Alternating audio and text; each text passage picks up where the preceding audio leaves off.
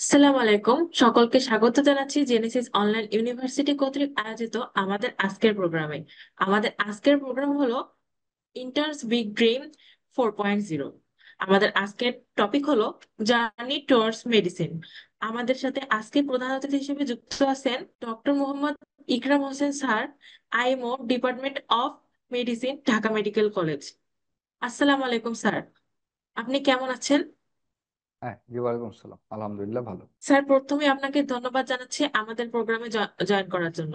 ওকে, ইশরাতকে অনেক বেশি ধন্যবাদ আজকে এত সুন্দর প্রোগ্রাম আমাকে ইন্ট্রোডিউস করে দেওয়ার জন্য। এবং authority Genesis authority online university, আমরা এই প্রোগ্রামটাতে আজকে আছি, আমাদের সবার হয়তো বা এখান থেকে কিছু না কিছু উপকারে আসবে আর কি। তো আমরা যে কজন পার্টিসিপেন্ট অনলাইন জুমে যুক্ত আছি, সকলকে সহ এবং পরে এটা যারা লাইভ স্ট্রিমে দেখবেন এবং পরবর্তীতে যারা দেখবেন সকলকে আন্তরিক শুভেচ্ছা এবং মোবারকবাদ দিয়ে আমরা আমাদের আজকের সেশনটা শুরু করছি।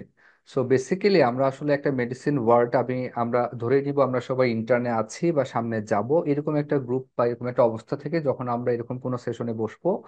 আমি আজকে মূলত যেরকম একটা কনসেপ্ট নিয়ে আপনাদের সামনে এই জিনিসটা আমি প্ল্যানিং করতে চাচ্ছি বেসিক্যালি, আপনি দেখেন আজকে আমার কখনোই উদ্দেশ্য না, বা এটা আমি সবাইকে ক্লিয়ার করি যে আপনি একদম মেডিসিন ওয়ার্ডের সব বিষয়, সব টপিক কিভাবে চিকিৎসা করবেন, সব হ্যাঁ সব ডিজিজ কিভাবে ম্যানেজ করবেন, এটা একদিনে একটা সেশনে, ঘন্টার সেশন, এটা কখনোই সম্ভব না, তাই না? বা এটা ভয়েস কোনো সিদ্ধান্তও না। বেটার আমরা আজকে এমন কিছু বিষয় নিয়ে আলোচনা করি যেটা আমাদেরকে হেল্প করবে যে কিভাবে আমরা আমাদের মেডিসিন ওয়ার্ডটা যখন আমরা ইন্টার্ন পিরিয়ডটা সেখানটাতে কাটাবো, সেটা আমরা কিভাবে একটা মানে ফ্রুটফুল করতে পারি, যেটা ফিউচারে আমাদেরকে অনেক বেশি একটা কি বলবো, যেটার আউটপুটটা খুব ভালো পাবো আমরা, তাই না? ইফেক্টিভ হবে আমাদের জন্য।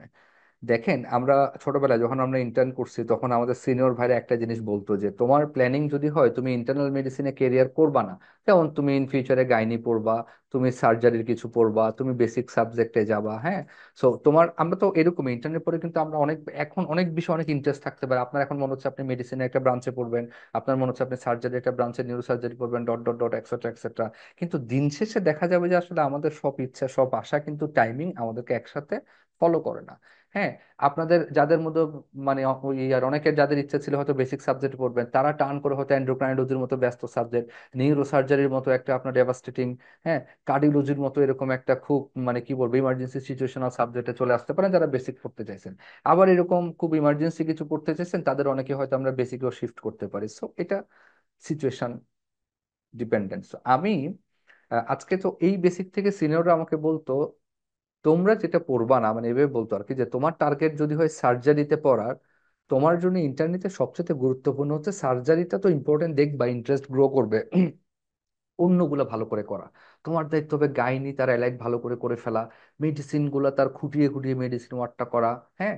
যদি আপনি সার্জারিতে পড়তে যান তাহলে অন্য জিনিসগুলা কার্ডিও টার্ডিও যেগুলো আছে medicine elite surgery gynae elite এগুলো ভালো করে দেখা। কারণ কি, কারণ আপনি চিন্তা করেন আপনি ইন্টার্নের পরে পোস্ট গ্রাজুয়েশন এন্ট্রি করে আপনি অর্থোপেডিক্সে আপনার ডিগ্রি হলো, এন্ট্রি হলো, আপনি অর্থোপেডিক্সে ট্রেনিং এ ঢুকে গেলেন। কিছু জেনারেল সার্জারি বাদে আপনি কখনোই গাইনির বিষয়গুলোর সাথে আপনার আর এক্সপোজার হওয়ার সুযোগ হবে না, নেভার, কখনোই হবে না।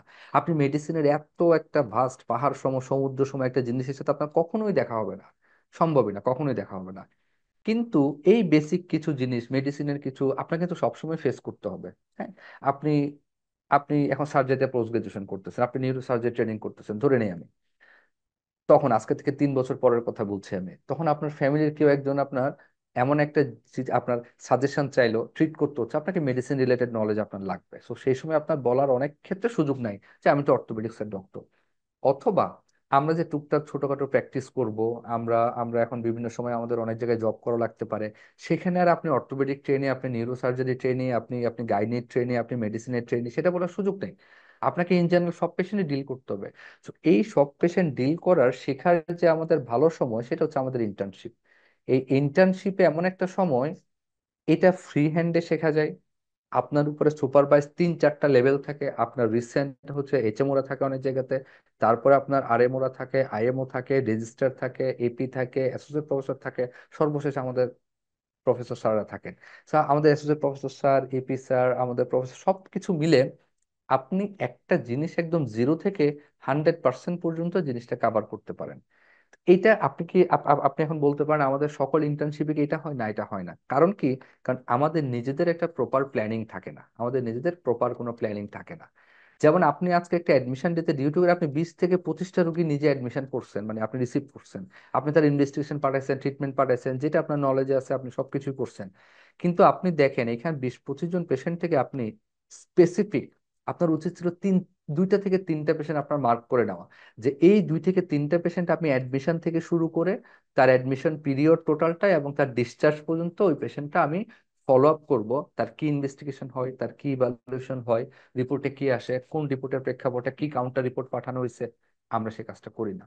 যার কারণে আমরা গদবাঁধা সেম একটা ট্রিটমেন্ট প্রটোকল দিয়ে রুগী রিসিভ করছি, কোনো না কোনো ফরম্যাটে রুগীটা ছুটি হয়ে যাচ্ছে আমি জানি না। সো এইরকম একটা মানে আনপ্ল্যান্ড ইন্টার্নশিপ না করে আমি আপনাদেরকে বলবো একটা প্রপার একটা প্ল্যান ইন্টার্নশিপ আপনি করেন, যেটাতে আপনি ইন্টারেস্টেড সেটাতে আপনি দেখবেন, যেটা আপনার কেরিয়ার হয়তো বা হবে না, আপনার প্ল্যানিং নেই, সেই জিনিসগুলো আরো বেশি করে দেখবেন। আমার মাঝে মধ্যে এখন আমি মেডিসিন এসে আমার আফসোস হয়, আমি আমার কেন অর্থোপেডিক্স ওয়ার্ডে থাকাকালীন আমি নিজের হাতে প্লাস্টার করলাম না, যেটা খুবই এসেনশিয়াল ছিল আমার জন্য। হ্যাঁ, আমি করিনি। কেন আমি অন্য অন্য যে সার্জারি বা গাইনির ব্রাঞ্চ গুলো আরো ভালো করে দেখিনি, ওইটা কেন আমি শিখলাম না, ওইটা কেন, এগুলো আমার এখন আফসোস হয়, বাট আমার কিছু করার নাই, এখন আমি চাইলেও ওই জিনিসগুলো দেখতে পারবো না। সো ফার্স্ট অফ অল আমাদের ইন্টার্নশিপটা খুব ভালো একটা প্ল্যানিং আমাদের লাগবে, এটা হচ্ছে আমাদের প্রথম একটা চিন্তা ভাবনা। সো দিস দ্য প্ল্যানিং, আমি প্ল্যানিং নিয়ে কথা বলছি। আপনি যখন মেডিসিন ওয়ার্ডে যাবেন, আমরা মেডিসিন ওয়ার্ডে যখন শুরু করব, প্রথম আপনার কাছে কিছু বেসিক জিনিস আপনি নিয়ে ঢুকবেন, আপনার কিছু ইনস্ট্রুমেন্ট থাকবে, এটা কেউ ভুল করবে না, কিছু ইনস্ট্রুমেন্ট থাকবে। দেখুন অনেকের কাছে হয়তো এটা আমার কাছে শুনে মনে হতে পারে যে ভাই এগুলো তো আমার সিনিয়রদেরকে দেখছি পোস্ট গ্রাজুয়েশন ট্রেনিং এ তারা রাখছে, আমাকে কেন বলছেন? সো আপনাকে কেন বলছি সেটা একটু পরে হয়তো আমরা বুঝতে পারবো। সো ফার্স্ট আমরা কিছু ইনস্ট্রুমেন্ট রাখবো, যেমন স্টেতো আমাদের সবার কাছে থাকে, বিপি কাপ আমাদের সবার কাছেই থাকে, এগুলো আমরা রাখবো। আপনি একটা হ্যামার রাখবেন জাগ দেখার জন্য, আপনি একটা টর্চ আপনার পকেটে মাস্ট বি রাখবেন। কেমন? আপনি একটা ওই যে মেজারিং টেপ আপনি রাখবেন আপনার কাছে, অর্থাৎ আমাদের ইনস্ট্রুমেন্ট বক্সে যা যা থাকে তাই না, মেজারিং টেপ, একটা টিউনিং ফর্ক আপনি ব্যাগে রাখবেন, একটা ইনস্ট্রুমেন্ট কিট আপনার কাছে। ফাইনাল এমবিবিএস পরীক্ষা দেওয়ার সময় যা যা ছিল এই টোটাল সেটটা আপনি মেডিসিন ওয়ার্ডে আপনার সাথে রাখবেন। কেমন? সাথে আমরা যে পিন রাখতাম, পিন থাকবে, কটন থাকবে, কেমন, পিন থাকবে, কটন থাকবে। তারপরে যেটা থাকবে আপনার এই জিনিসগুলো থাকার পরে স্মেলের জন্য যে জিনিসগুলো রাখি সেই জিনিসগুলো আপনি টোটাল আমাদের যে একটা বক্স থাকে সেই টোটাল সেটটা আমরা রাখবো। আমি এখানে এডিশনাল যেটা আপনাকে বলবো, যেটা হয়তো আপনার চিন্তায় আসবে না, সেটা স্ট্রিপ রাখবেন। কি স্ট্রিপ রাখবেন? যেমন আমরা ওই যে কিটুন বডি আমরা দেখি, হ্যাঁ, সেটার স্ট্রিপ এবং ওই যে গ্লুকোজের স্ট্রিপ আমরা যে 1+2+ দেখি এবং প্রোটিন দেখার যে ইয়েগুলো, এই স্ট্রিপটা আপনি সাথে রাখবেন, যেটাতে কিটুন বডি, গ্লুকোজ এবং প্রোটিন দেখা যায়। এই স্ট্রিপটা বক্স আকারে কিনতে পাওয়া যায়, এরকম হচ্ছে ভাইল আকারে কিনতে পাওয়া যায়, এটা সবাই অবশ্যই অবশ্যই ব্যাগে রাখবেন। সো স্টেথো বিপি আপনার কাছে থাকে, হেমার এনশিওর করবেন, তাই না? আপনি একটা টর্চ, ইয়ার মেজারিং টেপ, একটা টিউনিং ফর্ক, পিন, কটন যেটা আমরা রাখি, স্মেলের যে জিনিসগুলো রাখি সেগুলো আমরা এনশিওর করব। স্ট্রিপটা খুব ইম্পর্টেন্ট, স্ট্রিপটা আমরা সবাই রাখবো। কেমন? স্ট্রিপটা আমরা সবাই রাখবো, সেক্ষেত্রে কিটুন বডি, গ্লুকোজ এবং প্রোটিন দেখার যে স্ট্রিপটা সেটা আমরা সবাই রাখবো। এখন এই ইনস্ট্রুমেন্ট গুলো সাথে নিয়ে আমরা ইনশাল্লাহ সবাই মেডিসিন ওয়ার্ডে প্রবেশ করব। আমাদের টার্গেটটা কি, গোল ফিক্স করব আমরা, তাই না? আমাদের বেসিক কিছু ডিউটি কিন্তু করা লাগে ইন্টার্নশিপে মেডিসিন ওয়ার্ডে, যেমন আমাদের বেসিক ডিউটি কি করা লাগে, আমাদের অ্যাডমিশন ডিউটি করা লাগে। অ্যাডমিশনে আমরা রুগী রিসিভ করি, আমরা নিজেদের মতো ইনভেস্টিগেশন পাঠাই, হ্যাঁ, একটা বেসিক প্রোটোকল সিনিয়ররা শিখিয়ে দেয় বা আমাদের এটা পাঠাই, বেসিক কিছু ডিজিজ আমাদের কমনলি ওয়ার্ডে ডিল করতে হয় সেগুলো একটা ট্রিটমেন্ট প্রটোকল লেখা থাকে। হ্যাঁ, সো আপনি এই ট্রিটমেন্টটা এগুলো আমরা কমনলি আমরা কিন্তু অ্যাডমিশন ডিউটিতে করি। কোনো রুগী ইমার্জেন্সি খারাপ হলে সেটা আমরা ম্যানেজ করতে দৌড়ে যাই, সেটা অক্সিজেন দেই, সেটা কটসন দেই, সেটা রেফারেল লাগলে রেফারেল করি, তাই না? সো এই এই কাজগুলো আমরা মেডিসিন ওয়ার্ডে কিন্তু করে থাকি রুটিনলি। এখন এই কাজগুলোকে আপনি ইফেক্টিভ ওয়েতে কিভাবে করবেন, এই কাজগুলোকে আপনি ইফেক্টিভ ওয়েতে কিভাবে করবেন?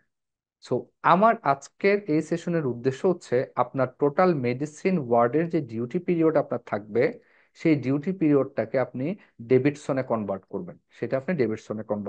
তার মানেটাকে আমি কি বলতে চাচ্ছি, আপনি যেই ডিজিজটা পাচ্ছেন, আপনি রিসিভ করছেন, সিনিয়ররা বলতেছে বা আপনার কলিগ বা আপনি নিজে একটা ডায়াগনোসিস প্রফেশনাল সেট করলেন, আলটিমেটলি 2-1 দিনের আপনার পেশেন্ট ফলো আপ করে দেখা গেল যে আপনার ডায়াগনোসিসে রিচ করে গেলেন।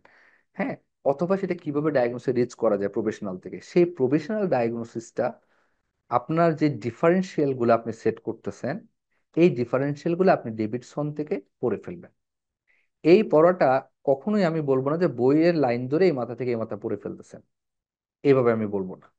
আপনি এটা আমরা বিভিন্ন ডিজিজ দিয়ে দেখবো আজকে যে একটা ডিজিজ আমার কাছে কিভাবে প্রেজেন্ট করতে পারে, সেটা ডেভিডসনে কিভাবে আছে, আমরা এভাবে করে এটা পড়া ট্রাই করব।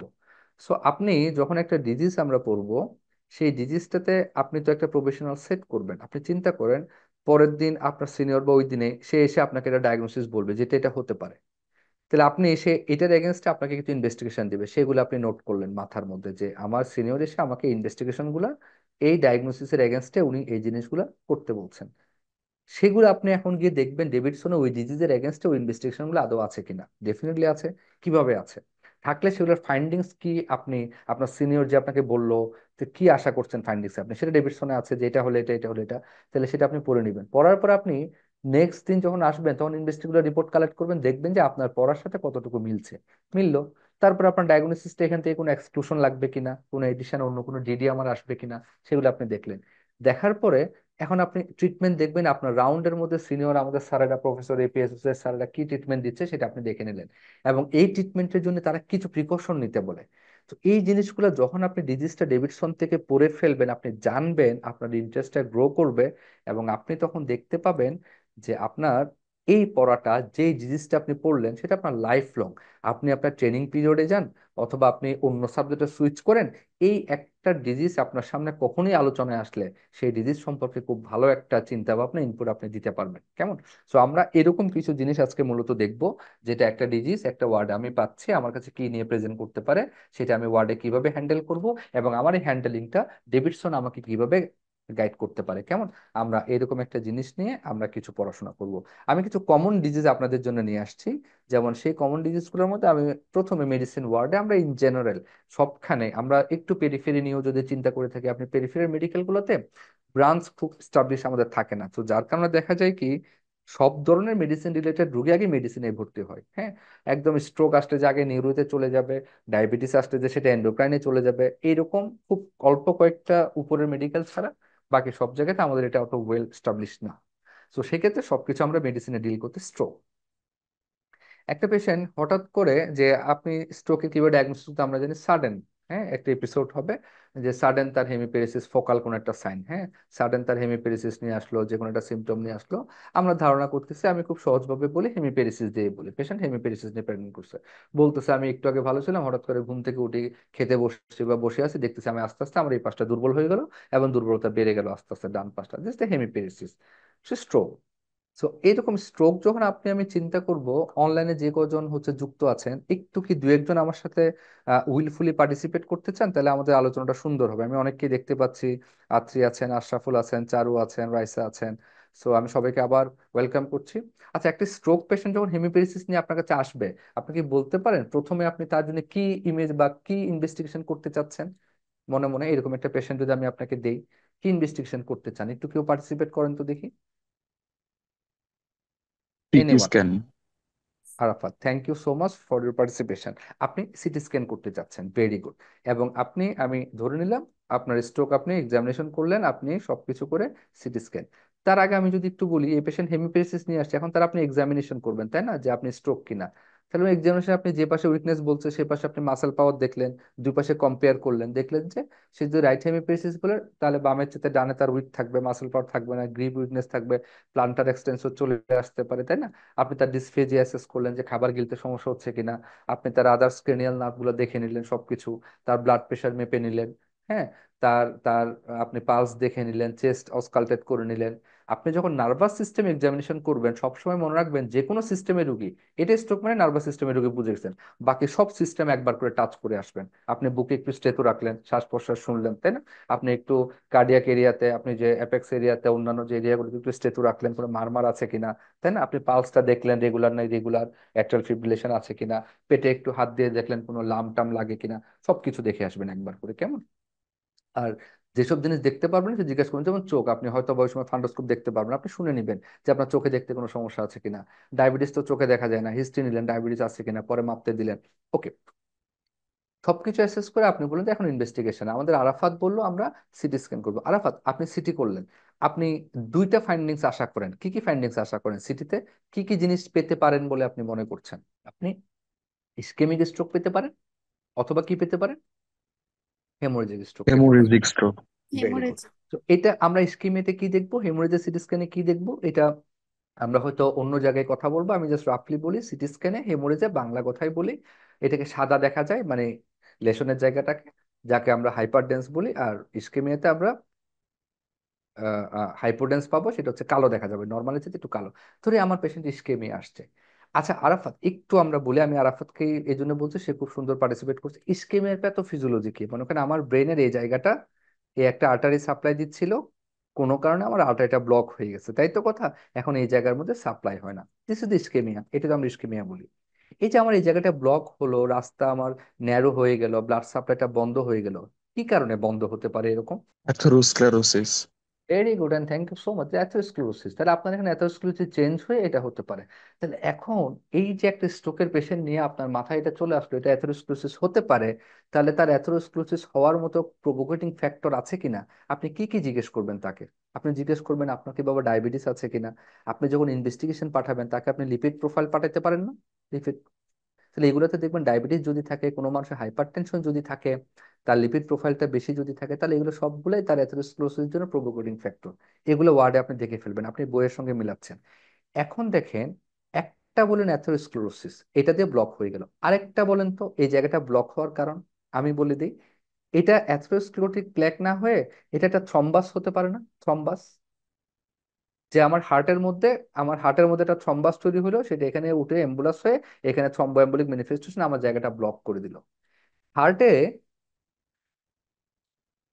এখানে থেকে যে আপনার থ্রম্বাসটা ফর্মেশন হয়, সেটা যে পরে ডিসগ্লোস হয়ে অ্যাম্বুলাস হবে, একটা কারণ কেউ বলতে পারবেন যে হার্টে কি কি কারণে থ্রম্বাস তৈরি হতে পারে? একটা হচ্ছে অ্যাট্রিয়াল ফিব্রিলেশন। আমার হার্ট যদি খুব ইরেগুলার বিট করে, হ্যাঁ, এবং আমার, অথবা যদি আমার কোনো ভালভুলার হার্ট ডিজিজ থাকে, আমার হার্ট যদি ইরেগুলার, যেমন অ্যাট্রিয়াল ফিব্রিল, আমি আপনাদের কমন গুলো বলছি, তাহলে এখান থেকে একটা থ্রম্বাস তৈরি হয়ে সেটা পরে গিয়ে আমার ব্রেনে আটকে গিয়ে আমার স্ট্রোক করতে পারে। এই যে আপনি কমন জিনিসগুলো আপনি থিওরিটিক্যালি জানলেন, তাহলে এটার আপনার ইম্পর্টেন্স কি? ইম্পর্টেন্স হচ্ছে, দেখেন, আপনি পালস দেখলেন না, ওই যে আপনার জেনারেল সময় হাত দিয়ে দেখলেন তার পালসটা রেগুলার না, তার পালসটা থেমে থেমে চলছে, ইরেগুলার, তাহলে আমরা বলি irregular irregular atrial fibrillation. So আপনি পালস দেখার ইম্পর্টেন্স, হাত যখন দিবেন খুব কেয়ারফুলি, আপনার মাথায় যদি থাকে আমার অ্যাট্রিয়াল ফিব্রিলেশন দেখতে হবে, তখন আপনি পালসটা খুব গুরুত্ব সহকারে দেখবেন। দেখলেন অ্যাট্রিয়াল ফিব্রিলেশন পালসে আপনার ইরেগুলার মনে হলো, আপনাকে কনফার্ম করতে হবে, আপনাকে ইসিজি করতে হবে, ইসিজি। তাহলে দেখেন এটা ডেভিডসনে কিভাবে আছে, দেখেন আমি জাস্ট সংক্ষেপে আপনাকে আগাচ্ছি, এগুলো সব ডেভিডসনের পেজ, আপনি ভিজুয়াল ইমপ্রেশন রাখেন, আজকে ডেভিডসন খুলে দেখবেন। সো আপনাকে সিটি বা এমআরআই একটা কিছু করলেন, সিটি বা এমআরআই করে যেমন আপনি আপনার চিন্তা অনুযায়ী ইসকেমিক স্ট্রোক পেয়ে গেলেন। ইসকেমিক স্ট্রোক পেয়ে গেলে আপনাকে যেটা বলা হচ্ছে, আপনি একটা ইসিজি করবেন। ইসিজি কেন করবেন? টু সি দা আপনার যে রিদম সেটা রেগুলার কি ইরেগুলার, বা অ্যাট্রিয়াল ফিব্রিলেশন আছে কিনা। কারণ অ্যাট্রিয়াল ফিব্রিলেশন থাকা মানেই হচ্ছে এখানে একটা থ্রম্বাস তৈরি হওয়ার প্রবণতা থাকে, অ্যাম্বুলাস হয়ে সেটা আপনার ব্লক করে দিতে পারে। সো দেখেন এখানে বলছে আপনি ইসিজিতে অ্যাট্রিয়াল ফিব্রিলেশন পেতে পারেন, অ্যাট্রিয়াল ফিব্রিলেশন পেয়ে যেতে পারেন এখানে, ঠিক আছে। এবার দেখছেন অ্যাট্রিয়াল ফিব্রিলেশন যদি আপনি পেয়ে যান, তাহলে অ্যাট্রিয়াল ফিব্রিলেশন তৈরি হওয়ার আরেকটা গুরুত্বপূর্ণ কারণ আপনি যদি ডেভিডসনে দেখেন বা জানেন, সেটা হচ্ছে থাইরয়েড ফাংশন ডিসঅর্ডার থেকে অ্যাট্রিয়াল ফিব্রিলেশন হয়। তাহলে আপনাকে থাইরয়েড টেস্ট করতে বলছে। এবং ভালভুলার হার্ট ডিজিজ থেকেও এটা হতে পারে, বা কোনো যদি আপনার স্ট্রাকচারাল হার্ট ডিজিজ থাকে, আপনার এমআই থাকে, ওয়াল অ্যাবনর্মালি থাকে, সেখান থেকে হতে পারে, আপনি ইকো করবেন। তাহলে অ্যাট্রিয়াল ফিব্রিলেশন যদি আপনাকে খুঁজে বের করছেন, আপনি স্যারকে যদি কখনো বলতে পারেন স্যার ইসিজি ইরেগুলার আছে এখানে, এবং আমি পালস ইরেগুলার পাচ্ছি, আপনি লাইফ লং যে জিনিসটা শিখলেন তার অ্যাট্রিয়াল ফিব্রিলেশন আছে, তার স্ট্রোকের একটা কারণ হচ্ছে তার অ্যাম্বুলিক স্ট্রোক, এটা তার অ্যাট্রিয়াল ফিব্রিলেশন আছে। তাহলে আপনি স্ট্রোকের ম্যানেজমেন্ট যেমন সাথে সাথে দিবেন, তার প্যারালাল থেকে অ্যাট্রিয়াল ফিব্রিলেশন আপনাকে ম্যানেজ করতে হবে, রেট কন্ট্রোল, রিদম কন্ট্রোল। আমি আপনাকে বলবো এতটুকুতে আপনি চাইলে থেমে যেতে পারেন, তারপর আপনি অ্যাডভান্স হয়ে দেখবেন রেট কিভাবে কন্ট্রোল করে, রিদম কন্ট্রোল করে, এটা আপনি স্যার থেকে শুনে নেবেন। তাহলে আপনি যে একটা ইসিজি এবং পালস দেখার ইম্পর্টেন্স, অ্যাট্রিয়াল ফিব্রিলেশন যে তার একটা কারণ, তাহলে এটা খুব ইম্পর্টেন্ট। তাহলে আপনি এবার, আমি আপনাকে আরেকটু অ্যাডভান্স করি, আপনি যখন সিটি স্ক্যানটা দেখবেন, সিটি স্ক্যানের মধ্যে দেখবেন যে কিছু সিটি স্ক্যান, আমি জাস্ট এটা রাফলি সিটি স্ক্যান যদি আঁকাই, এটা ভেন্ট্রিকল দেখা যাচ্ছে, কিছু জায়গায় এই যে কর্টেক্স এরকম বড় বড় ইনফার্ক্ট, এত বড় সাইজের ইনফার্ক্ট, এরকম কর্টিক্যাল ইনফার্ক্ট গুলো যখন আপনি পাবেন, তখন আপনি এটা ধরে নিবেন, বা এটা আপনার একটা প্রায়োরিটি থাকবে, এই বড় বড় কর্টিক্যাল ইনফার্ক্ট গুলো এম্বলিক স্ট্রোক হওয়ার একটা ঝুঁকি থাকে। তো সিটি স্ক্যান দেখে দেখলেন যে বড় বড় ইনফার্ক্ট, হ্যাঁ, কর্টেক্স একদম এই এই কর্টেক্স ওই কর্টেক্স ধরে গেছে। তো আপনি না আরো বেশি সতর্ক হবেন, আমার কোনো অ্যাট্রিয়াল ফিব্রিলেশন আছে কিনা আমি দেখবো। সেটা আমি পালস ধরেও দেখতে পারি, যদি আমি না বুঝি ইসিজিতে দেখতে পারি। আমি পালসও নর্মাল পেলাম, ইসিজিও নর্মাল পেলাম, কোনো এফ নাই, কিন্তু আমার সিটি বলছে এটা একটা এম্বোলিক স্ট্রোক, কারণ এটা কর্টেক্স ইনভলভ করছে। তখন আপনাকে যেটা করতে হবে, তখন আপনাকে একটা 24 ঘন্টা ইসিজি, এগুলো যদি আপনি জানেন, তাহলে স্যাররা দেখবেন যখন বলবে যেটা হলটার করো, হলটার মানে কি 24 আওয়ার্স আপনার বুকে আমি ইসিজি লিড সেট করে মেশিন সেট করে দিব, বাড়ি পাঠিয়ে দিব, 24 ঘন্টা আপনি এটা নিয়ে ঘুরে বেড়াবেন। 24 ঘন্টা পর আমার কাছে জমা দিলে এখানে ডিভাইসের মধ্যে আপনার 24 ঘন্টা রিদম গুলা জমা থাকে, আমি এটা অ্যানালাইসিস করব। ইসিজি কি, এখন অন স্পট অন টাইম এই মুহূর্তে রিদম কি, রেট কি, সেটা আমি দেখছি। হলটার হচ্ছে 24 ঘন্টা। কারণ এফ এর একটা বৈশিষ্ট্য হচ্ছে অনেকগুলো এফ আছে, সব সময় হয় না, প্যারক্সিজম হয় মাঝে মধ্যে হয়। হুট করে এখন হলো না, আমার 1 ঘন্টা 2 ঘন্টা 3 ঘন্টা পরে গিয়ে এফ হলো, সেটাও আমার স্ট্রোক করতে পারে। দেখেন এই জন্য বলছে, যদি আপনি ইসিজি করে সাইনাস রিদমও পান, এফ না পান, তখন আপনাকে কি করতে হবে, প্রলং ইসিজি বা হল্টার করতে হবে। কেন কেন আপনার সন্দেহ? কারণ আপনি কর্টিক্যাল ইনফাক্ট পাচ্ছেন। এখন যদি আপনি 24 ঘন্টা ডিসিজি করে যদি আবার আপনি এফ পান, তাহলে এফ এর ম্যানেজমেন্ট গুলো আপনাকে যেতে হবে। ঠিক আছে? তো আপনি ইসকেমিক স্ট্রোকের পেশেন্ট ওয়ার্ডে কি দিতে দেখছেন? ইকোস্প্রিন দেখছেন, ক্লপিডোগ্রেল দেখছেন, তাই না? দেখেন এখানে লেখা আছে। আপনি শুরুতে বলছেন অ্যাথেরোস্ক্লেরোটিক, হতে পারে আপনারটা অ্যাথেরোস্ক্লেরোটিক। সেই ক্ষেত্রে ইউজুয়ালি অ্যাথেরোস্ক্লেরোটিক স্ট্রোক গুলো দেখবেন ভিতরে ছোট ছোট জায়গাতে হয়, যেগুলোকে আমরা লেকুনার বলি। ছোট ছোট, আমি আপনাকে লেকুনার বোঝার জন্য এই মুহূর্তে বলবো না। ভিতরে ছোট মাইনর স্ট্রোক আপনি হয়তো দেখেন নাই, রেডিওলজিস্ট রিপোর্ট করে দিচ্ছে লেকুনার ইনফার্ক্ট। লেকুনার আর্টারি মানে ভিতরকার সুতা চুলের মতো চিকন চিকন আর্টারি। সেই চিকন চিকন আর্টারি গুলোতে না অ্যাথেরোস্ক্লেরোসিস বেশি হয়। সো আপনাকে অ্যাথেরোস্ক্লেরোসিস আপনাকে দেখতে হবে, এই জন্য আপনি স্ট্যাটিন দিচ্ছেন। দেখেন এই যে স্ট্যাটিন বা আমরা লিপিড লোয়ারিং যেগুলো বলি, সেই জিনিসগুলো আমরা দিয়ে দিচ্ছি, তাই না? তাহলে এই একটা বেসিক, আপনি দেখেন একটা স্ট্রোকের পেশেন্ট আপনি পেলে পালসের গুরুত্ব কি, এএফ এর গুরুত্ব কি, সেটা আপনি কিভাবে প্রসিড করবেন। হ্যাঁ, আপনার কর্টিক্যাল ইনফাক্ট মনে হচ্ছে, কিন্তু আপনি ইসিজিও ভালো পাচ্ছেন, পালসও রেগুলার পাচ্ছেন, আপনাকে হলটারের দিকে 24 ঘন্টা অ্যাসেস করতে হবে। তাহলে এই একটা ছোট্ট কনসেপ্ট কিন্তু আমার ডেভিডসনে আছে, তাই না? তাহলে আমি এখান থেকে বের হবো, এখন স্ট্রোক আমি এটাকে ম্যানেজ করব কেমন, স্ট্রোকে ম্যানেজ করবো। আচ্ছা, তার আগে আরেকটা ছোট জিনিস বলি, এটা ডেভিডসনের একটা ছক, এটা আপনার কিউরিওসিটি কিভাবে জাগ্রত করবে, আমি ডিটেলস বলবো না। আচ্ছা, আমাকে অন্য একজন বলেন তো, এটা দেখে আপনাদের একটু চিন্তা, এখানে অনেকে আছেন, অমৃতা আছেন, আরাফাত তো একবার বললো, আশরাফুল আছেন, একটু বলেন তো, আমরা যে স্ট্রোকের পেশেন্টটা নিয়ে কথা বলছি, একটা পেশেন্ট স্ট্রোকের নিয়ে আসছে, আপনার আপনার চিন্তায় ইন জেনারেল কমনলি এই পেশেন্টগুলোর বয়স কেমন? কম বয়স না একটু বেশি বয়স, আপনি যেটা কমনলি আমরা এক্সপেক্ট করি বা আশা করি ইউজুয়ালি? older age. একটু ওল্ডার এজে, very good and thank you. একটু ওল্ডার এজে আমরা বা ইউজুয়ালি আপনি যেগুলো পাবেন দেখবেন যে ওল্ডার এজে, তার বয়স 50 বা একটু বেশি 60, এরকম একটু বয়সগুলো ওল্ডার এজ। একজন ওল্ডার এজের পেশেন্ট যখন স্ট্রোক নিয়ে আপনার কাছে আসবে, তার বয়স তো অনেক হয়ে গেছে, তার অনেক কারণ থাকতে পারে স্ট্রোকের। কিন্তু কমনলি আমরা যে অ্যাথেরোস্ক্লেরোটিক বা এই জিনিসগুলো আগে চিন্তা করবো, তার অনেক হাইপার টেনশন ডিএম থেকে অ্যাথেরোস্ক্লেরোসিস হয়ে ভেসাল ব্লক ব্লক হয়ে এই জিনিসগুলা, বা এটা হতে পারে।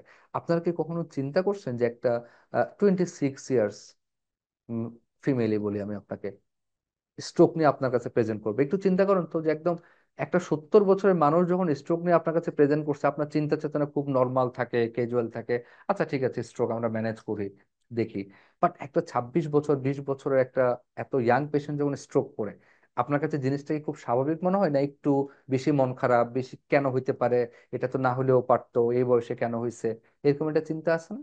সো ডেফিনেটলি এটাকে বলা হয় ইয়াং স্ট্রোক, কেমন? সো আপনি যখন দেখবেন ওয়ার্ডে কোনো একটি অল্প বয়স, এটা শুধু 45-এর নিচে, হ্যাঁ, 45-এর নিচে হলে আমরা ইয়াং স্ট্রোক বলি। তো আপনি দেখবেন যখন এরকম এই বয়সের কোনো পেশেন্ট স্ট্রোকের আপনার ওয়ার্ডে ঢুকে গেল, আপনি তো নর্মাল স্ট্রোক আপনি যা যা প্রোটোকল জানেন আপনি রিসিভ করে ফেলেন, কিন্তু আমাদের স্যারেরা দেখবেন এটা নিয়ে ব্যস্ত হয়ে যাবে। এই অল্প বয়সের স্ট্রোক যখন একটা আসবে, স্যাররা এটা নিয়ে ভেরি মাচ বিজি হয়ে যাবে, খুব ইন্টারেস্টেড ফিল করবে, কারণ তার বয়স 45-এর কম। তাহলে আমরা ইয়াং স্ট্রোক কত বছর বয়স পর্যন্ত বলবো? লেস দেন 45 এজ আমরা বলবো। তাহলে এখন কেন স্যাররা এটার প্রতি ইন্টারেস্টেড হবেন, এটা যদি আপনি প্রিভিয়াসলি জানা থাকেন বা ডে বাই ডে স্যারদের ওয়ার্কআপ গুলো যদি দেখেন, তাহলে আপনি জিনিসটা টোটালি বুঝতে পারবেন সেটা কোথায় আছে। ডেভিডসনের স্ট্রোক চ্যাপ্টারে গিয়ে আপনি দেখবেন, ডেভিডসনের স্ট্রোক চ্যাপ্টারে গিয়ে দেখবেন এই 29 নাম্বার ছকটা স্ট্রোক চ্যাপ্টারে আছে ডেভিডসনের। সেখানে আপনি গিয়ে দেখবেন এই causes of investigation the unusual cause of the stroke, that means young স্ট্রোকের পেশেন্টের এই কজটা। আমি কিন্তু বারবার বলছি, আমি আপনাকে বলে দিব, মানে আজকে ক্লাস উদ্দেশ্য নেই স্ট্রোকের ম্যানেজমেন্ট কিভাবে করবেন, তার চাইতে আমার বলার যেটা টার্গেট সেটা একটা স্ট্রোকের পেশেন্ট আপনি যখন ডিল করবেন সেই টাইমটা কিভাবে আপনি ইফেক্টিভ ওয়েতে ফিউচারে কাজে লাগাবেন। সো দেখেন এই ইয়াং স্ট্রোকের কজের এই ছকটা বলতে গিয়ে দেখেন, একটু চিন্তা করেন, একটা 16 বছর, একটা 20 বছর, এত অল্প বয়স, আরো কম স্ট্রোক নিয়ে আসলো আপনার কাছে।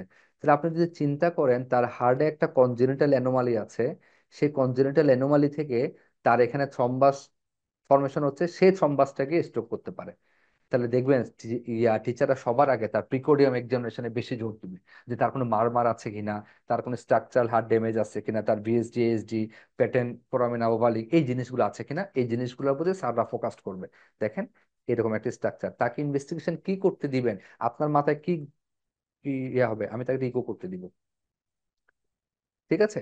এবং স্যাররা দেখবেন বারবার করে আপনাকে খুব এমফেসাইজ দিবে যে এই পেশেন্টের কখনো হাত পা ফুলছে কিনা, তার কখনো ইউনিলেটারাল লেগ সোয়েলিং ছিল কিনা, এগুলোর হিস্ট্রি নিতে ব্যস্ত হয়ে যাবে স্যাররা। হ্যাঁ, আপনার এত অল্প বয়সে স্ট্রোক নিয়ে আসে, আপনার কখনো হাত পা ফুলে গেছিল, রোগী বলবে আমার 2 বছর আগে পা ফুলে গেছিল, এটা ট্রিটমেন্ট করে ভালো হয়েছে, তার মানে তার ডিবিটি ছিল।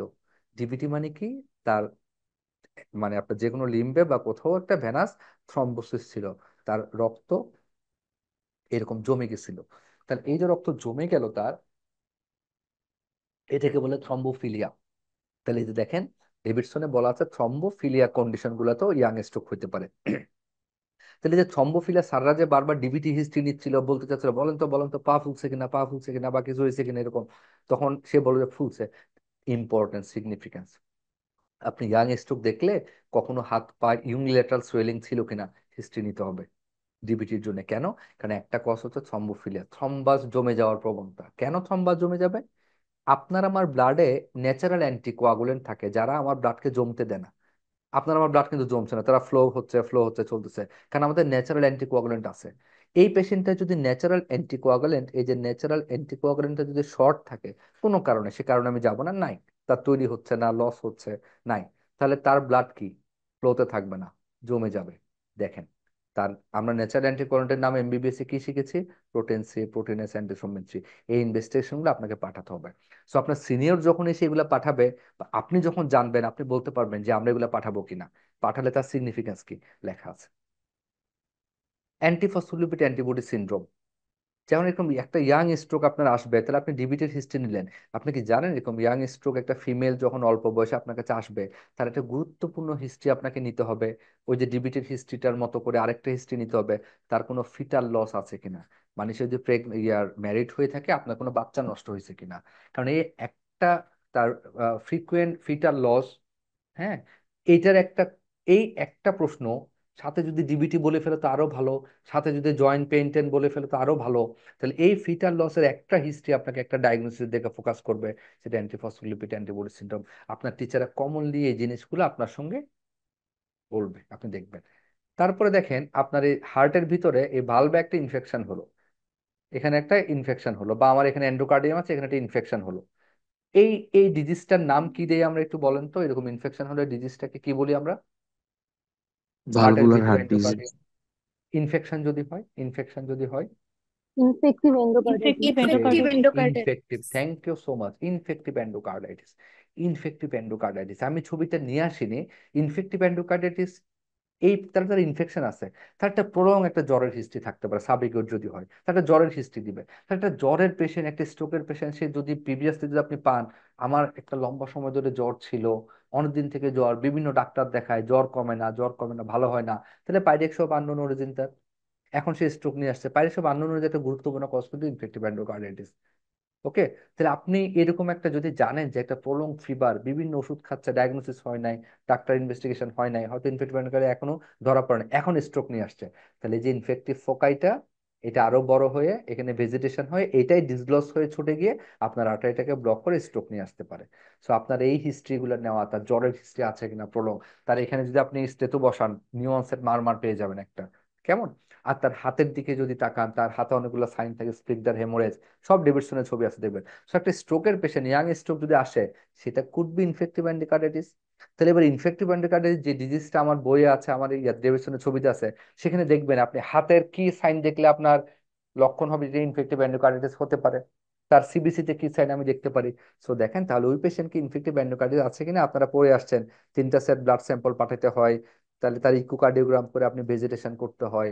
তাহলে আপনি আপনার সিনিয়র যখন পেশেন্টকে জ্বরের হিস্ট্রি এমফাসিস দিল, আপনাকে বলে দিল যে এটা ব্লাড স্যাম্পল পাঠাও, তো এইভাবে এইভাবে করে 3টা ব্লাড স্যাম্পল পাঠাও, হ্যাঁ ভালো জায়গায় পাঠাইও।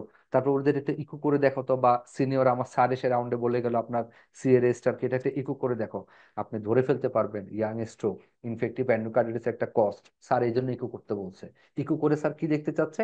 ভেজিটেশন দেখতে চাচ্ছে, কোনো ভালভুলার রিগার্জিটেশন আছে কিনা সেগুলো দেখতে চাচ্ছে। স্যার খুব দেখলাম হাতকে খোঁটায় খোঁটায় দেখতেছে, একটা রোগী জ্বরের এবং স্ট্রোকের আঙ্গুলগুলা দেখতেছে, ঘুরে ফিরে দেখতেছে। স্যার আপনার অস্টার নোট দেখতে চাচ্ছে, জেনুই দেখতে চাচ্ছে, স্প্লিন্টার হেমোরেজ দেখতে চাচ্ছে। সো এই জিনিসগুলো না আপনি যখন এরকম রুগী দেখবেন, রেসপেক্টিভ যখন জায়গা থেকে যাবেন এই জিনিসগুলা খুঁজে খুঁজে পেয়ে যাবেন আপনি, কেমন? এখন এখন ইয়াং স্ট্রোক হোক বা স্ট্রোক হয়ে আপনি তো অনেক কিছু জিনিস জেনে গেলেন, ইনভেস্টিগেশন কি কি পাঠাবেন। এখন আমরা একটা ট্রিটমেন্টে চলে আসি। হ্যাঁ, নর্মাল 70 বছর বয়সের একটা পেশেন্টের স্ট্রোকের ট্রিটমেন্ট করতেছেন। সো নর্মালি আপনি তার এয়ারওয়ে ঠিক আছে কিনা, স্যাচুরেশন ঠিক আছে কিনা, circulation, blood pressure, pulse, educate আছে কিনা, হ্যাঁ এগুলো সবকিছু তো দেখি। আমরা হাইড্রেশন, যদি ডিহাইড্রেটেড থাকে হাইড্রেশন স্ট্যাটাস ঠিক করি, ভলিউম ঠিক করি। এনজি করে আমরা হচ্ছে খাবার দাবার এনশিওর করার চেষ্টা করি, তাই না? এনজিটা পজিশনে আছে কিনা এটা খুব ভালো করে দেখতে হবে আমাকে, তাই না? তারপরে হচ্ছে অন্যান্য আদার্স আমরা মেডিকেশন কি রাখবো কি রাখবো না, কেমন? যেমন একটা পেশেন্ট আগে থেকে তার কার্ডিয়াক কোনো মেডিকেশনের জন্য সে হচ্ছে ক্লপিড খাচ্ছে, এখন সে হেমোরেজিক স্ট্রোক নিয়ে আসলো, আপনি তার ক্লপিড রাখবেন কি রাখবেন না? হেমোরেজিক স্ট্রোক নিয়ে আসলে আমরা ক্লপিড রাখবো না। সো এইরকম মেডিকেশন কোনটা দিব কোনটা দিব না এগুলো আমাকে সিদ্ধান্ত নিতে হবে। এখানে একটা কমন জিনিস স্যাররা আপনাকে ওয়ার্ডে জিজ্ঞেস করবে বা আপনি জানবেন। আমি একটু সিনারিও বলে দিই, ইনভেরিয়েবলি পাবেন সিটি স্ক্যান করলেন, ইসকেমিক স্ট্রোক ডায়াগনোসিস হলো। তার আপনি যখন পেশেন্ট রিসিভ করছিলেন ব্লাড প্রেশার পেয়ে গেলেন 100/180/100, এত ব্লাড প্রেশার পেয়ে গেলেন। আমাকে কি একটু কেউ বলবেন এই ব্লাড প্রেশারটা কি কম নাকি বেশি? এটা কি হাইপারটেনসিভ রেঞ্জে পড়ছে নাকি ইটস ওকে নর্মাল প্রেশার? কি মনে হয়? 180/100 হাইপারটেনসিভ রেঞ্জ। হাইপারটেনসিভ? আপনার কি মন চাবে এই পেশেন্টটা যখন আপনি রিসিভ করে বিভিন্ন ট্রিটমেন্ট লিখতেছেন, একটা অ্যান্টি হাইপারটেনসিভ দিয়ে দিই? আরাফাত, মন চাবে কি চাবে না আপনার, বলেন তো? সো আমাদের এখানে শিক্ষা হচ্ছে, স্যাররা দেখবেন বলবে বা আপনি দেখবেন আপনার সিনিয়র যখন লিখে গেছে তার প্রেশার হচ্ছে এটা, আপনি কেন জানি দেখবেন যে ফলো আপে আমি এত প্রেশার লিখছি, স্যার কোনো অ্যান্টি হাইপারটেনসিভ দেয় নাই। তাহলে এটাই হচ্ছে লার্নিং, যে দিল না বা দিলে কখন দিল, কেন দিল। একটা রুগী দেখলাম 180/100, তার প্রেশার স্যার কমাইলো না কিছু। আরেকটা রুগীর দেখলাম 180/100, তাকে আবার স্যার একটা অ্যান্টি হাইপারটেনসিভ অ্যাড করে দিল। এটা আমার ডেভিডসনে কোথায় আছে, তাই না? এটা একটা পড়া আমার জন্য। তাহলে দেখেন ইসকেমিক স্ট্রোকের ক্ষেত্রে কথা হচ্ছে, in case of ischaemic stroke, unless there is, যত, যদি না আপনার পেশেন্টের হার্ট ফেলিওর থাকে, যদি না আপনার পেশেন্টের রেনাল ফেলিওর থাকে, যদি না আপনার পেশেন্টের হাইপারটেনসিভ এনকেফালোপ্যাথি থাকে, যদি না অ্যাওর্টিক ডিসেকশন থাকে, এই 4টা গনা গনা কন্ডিশন ছাড়া, হাতে গোনা 1 2 3 4, heart failure, renal failure, aortic dissection এবং হাইপারটেনসিভ এনকেফালোপ্যাথি, এই 4টা কন্ডিশন ছাড়া আপনার পেশেন্টের যদি ইসকেমিক স্ট্রোক হয় আপনি ব্লাড প্রেশার কমাবেন না। তাহলে এটা প্রশ্ন দুইভাবে, একটা পেশেন্টের 180/100 প্রেশার, সাথে স্ট্রোক, সাথে হার্ট ফেলিউর ফিচার্স আছে, অথবা তার রেনাল ফেলিউরের ফিচার্স আছে, তার ক্রিয়েটিনিন বেশি, সিকেডি আছে, আমাকে বলেন তো এই পেশেন্টের অ্যান্টি হাইপারটেনসিভ অ্যাড করবেন কি করবেন না?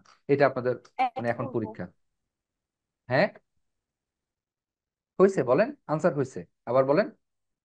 অ্যাড করব। অ্যাড করবেন। তাহলে আপনি কোথা থেকে শিখলেন দেখেন, আপনি এখান থেকে শিখে গেলেন যে ইসকেমিক স্ট্রোকের পেশেন্টের আমরা ইউজুয়ালি প্রেশার কমাবো না যতক্ষণ না পর্যন্ত, যদি তার হার্ট ফেলিওর থাকে, যদি তার রেনাল ফেলিওর থাকে, যদি তার হাইপারটেনসিভ এনকেফালোপ্যাথি থাকে এবং যদি অ্যাওর্টিক ডিসেকশন থাকে, এই 4টা কন্ডিশনে শুধু প্রেশার ওষুধ অ্যাড করতে হয়। সো আমি দেখলাম আমার এই পেশেন্ট যাকে নিয়ে আমি ডিল করছি তার হার্ট ফেলিওর আছে, অথবা রেনাল ফেলিওর আছে, অথবা দুইটাই আছে। সো আমার এই রেঞ্জে ব্লাড প্রেশার কমাতে হবে। আরেকজনের শুধু স্ট্রোক, তার ইভিডেন্ট বায়োকেমিক্যাল বলেন, ক্লিনিক্যাল বলেন, আদার্স কোনো ফেলিউরের কোনো এভিডেন্স নাই, অ্যাওর্টিক ডিসেকশন তো খারাপ জিনিস দেখলেই বোঝা যাবে সেটাও নাই, হাইপারটেনসিভ এনকেফালোপ্যাথি রেঞ্জে প্রেশারও উঠে নাই, শুধু 180/100 প্রেশার, এই পেশেন্টের আমরা ব্লাড প্রেশার কমাবো না, তাকে ব্লাড প্রেশার আমরা বেশি রাখবো। তাহলে এখন আপনাকে যে এটা একটা কিউরিয়াস মাইন্ড যে কেন এত প্রেশার, 180 থেকে অনেক প্রেশার, তো স্ট্রোকের মতো একটা এরকম সেরিব্রোভাস্কুলার অ্যাক্সিডেন্ট হয়ে গেল, কেন আমরা ব্লাড প্রেশার কমাবো না? ছোট করে বলে দিই, এগুলো ডেফিনিশনে লেখা আছে। মনে করেন এইটুকু এরিয়া এই আর্টারি দিয়ে সাপ্লাই হয়, এখন সে আর্টারিটা ব্লক, তাহলে আপনার এই জায়গাটা নষ্ট হয়ে গেছে, বেসিক্যালি এটা ইনফার্ক্ট হয়ে গেছে। তার চারপাশে না আরেকটা ছোট রিমোভ ব্রেন প্যারেনকাইমার এরিয়া থাকে, যেটি স্টিল ভায়াবল, কিন্তু এটা ভলনারেবল। হ্যাঁ, এখন এই পেশেন্টের যে একটা এত বড় একটা প্রেসার তার আছে, এই হাই প্রেসার জেটের মাধ্যমে এই কিছুটা সাপ্লাই পায়, যে সাপ্লাই দিয়ে এই এরিয়াটা সার্ভাইভ করে। এখন এই প্রেশারটা যদি আপনি ভুল ক্রমে না জেনে অ্যান্টি হাইপারটেনসিভ দিয়ে কমিয়ে 120 70-এ নিয়ে আসেন, যেটা আপনার টার্গেট মনে মনে, তাহলে এই আর হাই পারফিউশনটা পাবে না। তখন আপনার ইনফাক্টটা এই এরিয়াকেও ইনভলভ করবে, যেটা অলরেডি আপনি চাইলেই বাঁচাইতে পারতেন। তাহলে আপনার ইনফাক্ট এরিয়াটা এখন বেড়ে গেল। এই জন্য অ্যাকিউট ইনফাক্টের ক্ষেত্রে ওই চারটা কন্ডিশন ছাড়া ব্লাড প্রেশার কমাবো না। তাহলে আপনি বুঝে গেলেন কেন আপনার টিচার অ্যান্টিহাইপারটেনসিভ অ্যাড করলো করলো না, বা আপনি নিজে কতটা কনফিডেন্ট হয়ে যাবেন যখন আপনি এটা জানবেন, আমি 180/100 ব্লাড প্রেশার পাইছি, আমি ইসকেমিক স্ট্রোক পাইছি, বাট আমি কোনো অ্যান্টিহাইপারটেনসিভ অ্যাড করি নাই। আপনি অনেক অ্যাপ্রিসিয়েট হবেন। ঠিক আছে, দ্যাটস গ্রেট। তাহলে এটা হচ্ছে আমার এখানে লেখা আছে। বাট আপনার পেশেন্টের যদি হেমোরেজিক কোনো স্ট্রোক হয়ে থাকে, তাহলে দেখেন, in case of haemorrhagic stroke আপনাকে কনফার্ম করার সাথে সাথে আপনার ব্লাড প্রেশার যে রেঞ্জে থাকুক ধীরে ধীরে গ্রাজুয়ালি কমাই ফেলতে হবে, কমিয়ে আপনাকে 130-40 রেঞ্জে রাখতে হবে, এবং এটা 7 দিন পর্যন্ত। কেমন? আচ্ছা, এখানে আরেকটা জিনিস ইনফরমেশন দিয়ে দিই, হাইপারটেনসিভ এনকেফালোপ্যাথি বলছি না, এটা 220/120 এই রেঞ্জে যদি আমার প্রেশার চলে যায়, তাহলে আমাকে অন্য কোনো কিছু না থাকলেও ব্লাড প্রেশারটা কমাতে হবে। ঠিক আছে, তাহলে এই এই এই ম্যানেজমেন্ট গুলো না এখানটাতে আছে। আচ্ছা, একটা জিনিস বলেন তো, একটা ইসকেমিক স্ট্রোকের পেশেন্ট, একদম ইসকেমিয়া, সে হাত পা নাড়তে পারে না, বিছানায় শুয়ে আছে, 3-4 জন তাকে নাড়াই দিতে হচ্ছে, এনজি করা, ক্যাথেটার করা, মুখে খেতে পারে না, হঠাৎ করে 2 দিন পর দেখা হলে পেশেন্টার হাই গ্রেড ফিভার চলে আসছে, জ্বর চলে আসছে। আপনি কি আমাকে চিন্তা করে বলতে পারবেন কি কি কারণে হইতে পারে এই এই রোগীটার এখন জ্বর? Activation pneumonia. Very good and thank you. তা তো এখানকার মাথাটা প্যারালাইজ, সে তার হয়তো ভুলে কেউ মুখে খাবার দিয়ে দিতে পারে, অথবা কেউ পানি দিতে পারে আহ্লাদ করে, কেউ হয়তো এনজি স্লিপ করতে পারে, অথবা তার নিজস্ব স্যালাইভা ট্যালাইভা গুলো সে সোয়ালো করে ফেলতে পারে। Aspiration pneumonia, very good answer. তাহলে একটা পেশেন্টের এটা রিস্ক থাকে অ্যাসপিরেশন নিউমোনিয়া হওয়ার। আর কিছু হতে পারে তার এই জ্বরের কারণ হিসেবে, আর কিছু হতে পারে? ক্যাথেটার তাহলে আমরা ভেরি ইনফেকশন। গুড। হ্যাঁ, যে বলছেন বলেন, আপার জোরে বলেন। আপার আপার রেসপিরেটরি ট্র্যাক্ট ইনফেকশন আপনি বলছেন, হ্যাঁ, অ্যাসপিরেশন নিউমোনিয়া থেকে আপার রেসপিরেটরি বা upper lower respiratory tract infection. আরেকজন একটা শব্দ উচ্চারণ করছেন, আমি শুনতে পাইছি, বলেন। ক্যাথেটার থেকে ইউটিআই হতে পারে। হ্যাঁ, থ্যাংক ইউ সো মাচ, এই যে আপনার চিন্তাগুলো ব্রড করছেন, আপনি দেখেন। পাইলোনেফ্রাইটিস। পাইলোনেফ্রাইটিস, তাহলে আমরা একটু পাইলোনেফ্রাই, হ্যাঁ আমরা রাখি, সমস্যা নাই, ইউটিআই থেকে পাইলোনেফ্রাই এক্সটেন্ড করতে পারে। তাহলে আপনি ডেভিডসন যখন পড়বেন, ডেভিডসন আপনাকে বলে দিচ্ছে complication of the acute stroke. স্ট্রোকের পেশেন্ট বিছানায় যখন শুয়ে আছে, আপনি প্রতিদিন তাকে ফলো আপ করবেন বা যাবেন, আপনার কি কি জিনিস ফোকাস করতে হবে। আপনি স্ট্রোকের পেশেন্ট এটা দেখছি, ইসকেমিয়া আসছে, ট্রিটমেন্ট চলতেছে, এনজি দিয়ে খাওয়াচ্ছে, যত্ন চলতেছে না। আপনি এই এই বক্সটা যদি পড়ে নেন, এটা তাহলে আপনি একজন আপনার ফ্রেন্ড যে এই বক্সটা জানে এবং যে জানে না, সে যখন রুগী ফলো আপ দিতে যাবে, তার অনেকগুলো ডিফারেন্ট মানে আসবে। আপনি যদি জানেন, আপনি গিয়ে বলবেন আপনার রুগী কেমন আছে, আপনি তাকে কোনো না কোনো ভাবে, আপনি হয়তো এই তার কোনো সিজার হলো কিনা, যেহেতু ব্রেনে একটা ইনফেক্টিভ মানে ইনফাক্ট আছে, বিশাল একটা অ্যাবনর্মাল স্ট্রাকচার আছে, সেখান থেকে অ্যাবনর্মাল ডিসচার্জ হয়ে সিজার হতে পারে। সো আপনি সিজারের হিস্ট্রি নেবেন, তো আপনি জানেন এটা কমপ্লিকেশন, তো যে জানেন আপনার ফ্রেন্ড, সে দেখে চলে আসবে। হ্যাঁ, সে দেখে চলে আসবে। আপনি এই রুগীর কিন্তু পেইনফুল হতে ফ্রোজেন শোল্ডার হতে পারে, আপনি যেটা বলেন চেস্ট ইনফেকশন, তাহলে আপনি তার প্রতিদিন চেস্ট ভালো করে দেখবেন, আপনি কোনো এখন কোনো কি বলে এটা, যে নিউমোনিয়ার কোনো এক্সট্রা ভেসিকুলার কোনো সাউন্ড টাউন্ড পাচ্ছেন কিনা, নিউমোনিয়ার শব্দ, ক্রেপস পাচ্ছেন কিনা, হ্যাঁ, চেস্ট ইনফেকশন আছে কিনা। আপনি জানেন তার কনস্টিপেশন হতে পারে, তার বাউল মুভ করলো কিনা, মুভ করলে এটা আপনি হিস্ট্রি নিবেন। তার জ্বরের কারণে একটা ইউটিআই, যেটা একজনে বলছেন ক্যাথেটার আছে, সো যদি এরকম জ্বর হয়, এটা একটা সোর্স হতে পারে, কুড বি একটা সোর্স তার ইউটিআই। তাহলে এখান থেকে আপনি, হ্যাঁ, পাইলোনেফ্রাইটিস বলছেন, তো ঠিক আছে, আপনি খুবই ভালো চিন্তা। তাহলে রেনাল এঙ্গেলে একটু আপনি আঘাত করে দেখেন, এরকম দুটো বাড়ি দিয়ে, যে তার রেনাল এঙ্গেল টেন্ডানেস আছে কিনা, থাকলে খুবই ইম্পর্টেন্ট ডায়াগনোসিস। এটা ডেফিনেটলি আর্লি ইন্টারভেনশন লাগবে, নাহলে রেনাল ড্যামেজ হয়ে যাবে। সো তার আপনি পিঠ, একটা রুগী তো শুয়ে আছে, তাকে উল্টে পাল্টে দেখতে হবে, তার পা, তার স্যাক্রাল এরিয়া, প্রেশার এরিয়া, তার হিল, কারণ তার কি প্রেশার সোর হতে পারে। সো দেখেন, যে জানবে এবং যে জানবে না, আপনার এই রুগী ফলো আপ দিতে কমপক্ষে 10 মিনিট লাগবে, খুব রাফলি যদি আপনি দেন। কিন্তু যে জানে না, সে চোখ বুলিয়ে চলে যাবে। আপনি তার পা, হাত পা নাড়াচাড়া করে দেখবেন যে একটা পা চিকন, একটা পা মোটা হয়ে গেল কিনা, তার মানে কি ইউনিল্যাটারাল লেগ সোয়েলিং হতে পারে। যখন আপনি প্যারালাইসিস থাকেন, স্টেসিস থাকেন, মুভমেন্ট করেন না, তখন ডিবিটি চান্স বাড়ে, তো ডিবিটি হতে পারে। সো এই এই কমপ্লিকেশনটা জেনে যখন আপনি ফলো আপ দিতে যাবেন, অনেকের সাথে আপনার খুব অনেক বেশি পার্থক্য হয়ে যাবে। কেমন? তাহলে এই হচ্ছে একটা স্ট্রোকের, এবং আপনি এনজি করবেন, আপনি স্পিন দিবেন ইসকেমিক স্ট্রোকে, এইগুলা আপনি শেখার বা ওয়ার্ডে অনেক টাইম পাবেন। মাই ফোকাস আপনি জিনিসগুলা ডেভিডসন থেকে কর্পোরেট করতে পারতেছেন কিনা। So this is all about my stroke. হ্যাঁ, এই স্ট্রোক থেকে কিছু জানার থাকলে বলেন, আমি আর একটা ডিজিজ হয়তো ডিসকাস করবো আপনাদের সাথে। স্ট্রোক নিয়ে যদি আপনাদের কোনো জানার থাকে তাহলে আমাকে বলতে পারেন। এনিওয়ান? না থাকলে আমি আপনাদের অনুমতি নিয়ে প্রসিড করছি। আরেকটা জিনিস, এই যে এটা কমন, আপনি মেডিসিন ওয়ার্ডে যখন পাবেন আপনি ডিকে পাবেন। ডিকে মানে কি? ডিকে ডায়াবেটিক মানে কি? অ্যাসিডোসিস। ডায়াবেটিক কিটোঅ্যাসিডোসিস কাদের হয়? যাদের ডায়াবেটিস থাকে, তাই তো। ডায়াবেটিস হবে, কিটোন বডি বাড়বে, এসিডোসিস হয়ে যাবে ব্লাডে। আপনার খুব বেশি কিছু জানার দরকার নাই। আপনি মনে করেন ডায়াবেটিক কিটোএসিডোসিস, এটা শুনছেন, আপনার সিনিয়ররা বলছে এটা ডিকে রুগী, আপনি তো খুব, আমি আপনাকে ইনিশিয়াল ধরবো, বিগিনার একদম, হ্যাঁ। আপনি এগুলো না জেনে ওয়ার্ডে যাবেন, কোনো সমস্যা নাই। সো কেউ একজন জানা লোক বা সিনিয়র বলে দিলে এটা ডায়াবেটিক কিটোএসিডোসিস হইতে পারে। তাহলে আপনার মাথায় যে জিনিসগুলো ঘোরা লাগবে, তার ডায়াবেটিস আছে কিনা, তার কিটোন বডি কি দেখবো, তার এসিডোসিস কি আমি দেখবো। তাহলে আপনাকে আমি যে জিনিসপত্রগুলো নিয়ে ওয়ার্ডে ঢুকতে বলছিলাম, তার মধ্যে একটা ছিল স্ট্রিপ। স্ট্রিপের মধ্যে কি কি স্ট্রিপ হলো, আমি কিটোন বডি স্ট্রিপ নিতে বলছিলাম কিটোন দেখার জন্য, হ্যাঁ। তাহলে আপনি তার একটু প্রস্রাব নিয়ে এখানে স্ট্রিপটা আপনি যদি ঢুকাই রাখেন, দেখবেন কিভাবে মাপে 1+2+3+ কিটোন বডি আছে কিনা নাই, হ্যাঁ। তারপর গ্লুকোজ প্রস্রাব দিয়ে যাচ্ছে কিনা, 1+2+3+ আছে কিনা নাই, প্রোটিন যাচ্ছে কিনা, প্রোটিনুরিয়া 1+2+, এগুলা দেখা যায় একদম বেড সাইড, রুগীর পাশে দাঁড়িয়ে বলে দিতে পারবেন যেটা আপনার ইউরিনে কিটোন বডি প্রেজেন্ট আছে, 2+3+1+, কিটোন বডি আছে, ট্রেস বা নাই, নীল। তাহলে এই যে ডিকে যখন কেউ আপনাকে বলবে, তখন আপনি, ডিকে জিনিসটা কি, ডায়াবেটিক কিটোএসিডোসিস, তাহলে ডিকে ডায়াগনস্টিক ক্রাইটেরিয়া ডেভিডসনে কিভাবে দেওয়া আছে দেখেন। ফার্স্ট অফ অল আপনার হাইপারগ্লাইসেমিয়া থাকা লাগবে, তার মানে কি ডায়াবেটিস বেশি হবে। তাহলে আপনি একটা স্ট্রিপের মধ্যে আঙ্গুলের খোঁচা দিয়েও ডায়াবেটিস দেখে ফেলতে পারেন। তার গ্লুকোজ কত বলছে, 11.1-এর বেশি। আপনি যদি পড়ে ফেলেন, আপনি জানবেন যে ডায়াবেটিস বাড়তি থাকা এটা ডিকে হওয়ার জন্য জরুরি না। ঠিক আছে? এটা শুধুমাত্র patient known case of diabetes, কিন্তু এখন সুগার আপনি নর্মালও পেতে পারেন। শুধু নোন কেস অফ ডায়াবেটিস হলেই হবে। সুগার যে সবসময় বেশি পেতে পারে, নট লাইক দ্যাট। কারণ দেখেন, DK can occur without the hyperglycaemia, okay, যাকে আমরা ইউগ্লাইসেমিক ডিকে বলি। সো একটা পেশেন্ট বেড সাইডে আপনি ডিকে সাসপেক্ট করতেছেন, আপনি এমবিবিএস এ পড়ছেন, ভালো করে হয়তো আমাদের দেখা হয় না, সুগার করে দেখলেন নর্মাল, এটা ডিকে বাদ দিয়ে দেওয়া যাবে না, ডিকে ইউগ্লাইসেমিক হতে পারে। দ্বিতীয় হচ্ছে কে, কে মানে কিটুন বডি। তাহলে আপনি ব্লাডেও কিটুন বডি পাঠাতে পারেন, সেই রিপোর্ট আসতে তো সময় লাগবে। আপনি খুব সিম্পলি আপনি কিটুন বডি হচ্ছে আপনার স্ট্রিপ, যেটা ব্যাগে পকেটে নিয়ে ঘুরছেন, দেখে ফেলেন কিটুনুরিয়া মোর দেন 2+ যদি পেয়ে যান ডিপি স্টিক টেস্টে, আপনি বলেন বাহ, কিটুন বডি আছে। ব্লাড পাঠিয়ে দিলেন, বা মেটাবলিক এসিডোসিস আছে, বা তার এসিডোটিক ব্রিদিং আছে, আপনি ওই যে এবিজি করলেন, তার পিএইচ বেশি। তাহলে আপনার এইটুক যদি আমি আপনাকে বলি, যদি আপনি জানেন আপনি ডিকে সাসপেক্ট করতেছেন একটা পেশেন্ট, ডায়াবেটিক পেশেন্ট, তার রেসপিরেটরি ডিস্ট্রেস হচ্ছে, তার জ্বর আছে, তার আনকনসাসনেস আপনার কাছে নিয়ে আসছে, তাহলে সেটা ডিকে সাসপেক্টেড। এই তিনটা লাইন পড়ে কি আমাকে বলতে পারবেন, এই তিনটা লাইন পড়ে আপনি এই রোগীর কি ইনভেস্টিগেশন লিখবেন অর্ডারে, যে আপনি এটা করেন, এটা করেন, এটা করেন? জাস্ট এই 3 লাইন থেকে বলেন। আপনি একটা আরবিএস করতে দিবেন না?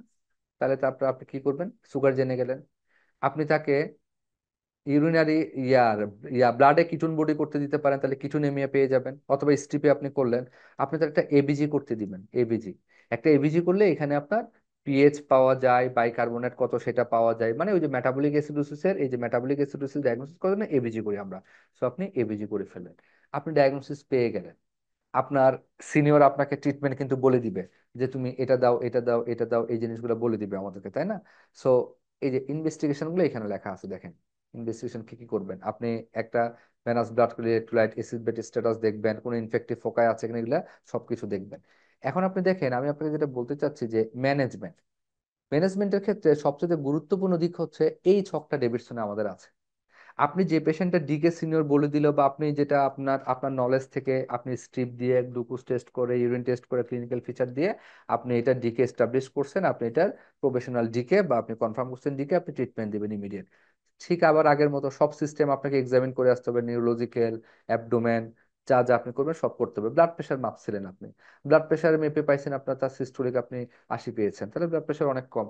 তাহলে দেখেন ম্যানেজমেন্ট অ্যালগোরিদম, ফার্স্ট আমাদের বেসিক এখানে ডিকের পেশেন্টের ম্যানেজমেন্টের বেসিক হচ্ছে তিনটা, একটা হচ্ছে ফ্লুইড ম্যানেজমেন্ট, একটা অ্যাসোসিয়েটেড পটাশিয়াম ম্যানেজমেন্ট করতে হবে, সাথে হচ্ছে একটা ইনসুলিন ম্যানেজমেন্ট। এরপরে যা ডিকে, যে ইনফেকশন হলে ডিকে হয়, যে কোনো স্ট্রেসফুল কন্ডিশনে ডিকে হতে পারে এমআই বা এগুলাতে, এগুলো অ্যাড্রেস করতে হবে। আমি এখন ফ্লুইড কিভাবে দিব, এই ছকটা যখন আপনি পড়বেন, যখন আপনার সিনিয়ররা বলবে, তখন আপনি জিনিসগুলো কোরিলেট করতে পারবেন। প্রেশার পাইছেন 80, তাহলে প্রেশার আপনি 90-এর কম যদি পান, আপনাকে 500 ml ফ্লুইড বুলাস খুব রানিং দিয়ে দিতে হবে 10 থেকে 15 মিনিটের মধ্যে। দিয়ে আপনি আবার ব্লাড প্রেশার মাপলেন যে ব্লাড প্রেশার রেস করলো কি করে নাই। ঠিক আছে? ব্লাড প্রেশার যদি দেখেন ব্লাড প্রেশার এখনো আপনার 90-এর নিচে আছে, তাহলে আপনি আরেকটা দিবেন, ফ্লুইড বুলাস দিবেন, সিনিয়রকে ডাকবেন যে আমি আইনোট্রপ ট্রপ কিছু শুরু করব কিনা। আর যদি আপনি দেখেন যে না, ব্লাড প্রেশার ইস ওকে, আপনি মেপে 110 বা 100 পাইলেন, তবে 90-এর বেশি পাচ্ছেন, ব্লাড প্রেশার নিয়ে চিন্তা নাই, তাহলে আপনি 1 লিটার স্যালাইন অর্ডার দিবেন। নর্মালি এটা আস্তে আস্তে স্যালাইন, এটা 1 ঘন্টা ধরে যাবে। তাহলে আপনি রেটটা হিসেব করবেন, আমার এই প্রথম লিটার স্যালাইনটা 1 ঘন্টা ধরে যাবে। ঠিক আছে? এখন এই দুইটা পেশেন্টের দেখেন, প্রথম লিটার স্যালাইন সে পেয়ে গেল 1 ঘন্টা যাবত, অসুবিধা নাই। দ্বিতীয় লিটার যেটা আপনি অর্ডার দিবেন সেটা 2 ঘন্টায় পাবে। তৃতীয় লিটার যেটা অর্ডার দিবেন সেটা সে 4 ঘন্টায় পাবে। তার মানে আপনি ড্রপটা এভাবে হিসাব করে অর্ডারে কিন্তু দিয়ে দিলেন। এবং এই পেশেন্টের যদি কনকমিটেন্ট অন্য কোনো ঝামেলা থাকে, তাহলে ফ্লুইড গুলো আস্তে আস্তে আস্তে দিতে হবে। যদি ফেলিউর থাকে, সিকিডি থাকে, ফ্লুইড ওভারলোড সহ্য করতে পারবে না, আস্তে আস্তে সব কিন্তু লেখা আছে এখানে, কেমন? এখন দেখেন, এই দুইটা ফ্লুইড পাওয়া অবস্থায় আপনাকে কিন্তু hourly blood glucose, ketone body এগুলো মনিটর করতে হবে। আপনি 10% অফ গ্লুকোজ স্যালাইন অ্যাড করে দিবেন 125 ml পার আওয়ারে। এই যে আওয়ারলি আপনি ব্লাড গ্লুকোজ চেক করছেন না, যদি তার ব্লাড গ্লুকোজ 14-র নিচে নেমে যায়, তাকে আপনি গ্লুকোজ স্যালাইন অ্যাড করে দিবেন এই রেটে। তাহলে একটা পেশেন্ট এইদিকে ইনসুলিন দিবে, সেটা আমি পরে বলছি, সাথে আবার এদিকে ফ্লুইড পাচ্ছে। ইনসুলিন এবং গ্লুকোজ যখন একসাথে দেই, তখন এরা কিন্তু সেলের ভিতরে পটাশিয়ামকে শিফট করে দেয়। তাহলে আপনার ব্লাডে আপনি হাইপোক্যালেমিয়া ডেভেলপ করবে। খুবই ইম্পর্টেন্ট, যেটা ডিকের পেশেন্ট, ফ্লুইড দিচ্ছেন, ইনসুলিন দিচ্ছেন, সাথে পটাশিয়ামটা আপনাকে কনসিডার করতে হবে। ঠিক আছে? তাহলে এখানে দেখেন, 2 ঘন্টা পর পর, 1 ঘন্টা পর পর, শুরুতে 2 ঘন্টা পর পর আপনি যখন পটাশিয়াম চেক করবেন, যদি আপনার পটাশিয়াম ভ্যালু আপনি পান 3.5-এর নিচে চলে আসছে, তাহলে আপনাকে কিন্তু পটাশিয়াম অ্যাড করতে হবে। ইভেন আপনি পটাশিয়াম নর্মাল রেঞ্জে আছেন, দেখেন আপনি জানেন 3.5 to 5 পটাশিয়াম, সেই নর্মাল রেঞ্জের মধ্যে আছেন, তাও আপনাকে পটাশিয়াম অ্যাড করতে হবে। শুধুমাত্র 5.5-এর বেশি হলে তখন আপাতত পটাশিয়াম দরকার নাই। তাহলে আপনার পটাশিয়াম নর্মাল রেঞ্জে থাকলেও কিন্তু আপনাকে পটাশিয়াম অ্যাড করতে হচ্ছে এখানে। সো এটা একটা ইম্পর্টেন্ট মেজারমেন্ট। এই জন্য ডাবল চ্যানেলকে আপনি হচ্ছে ডাবল ক্যাথেটার করবেন, ইয়া কেনুলা করবেন। একদিকে ফ্লুইড যাচ্ছে, একদিকে পটাশিয়াম সহ ডাবল দিয়ে যাচ্ছে, আরেকটা হাত শুধু যাবে এটাতে ইনসুলিন যাবে। এখন এখানে একটা খুব ইম্পর্টেন্ট জিনিস আমি আপনাকে বলি।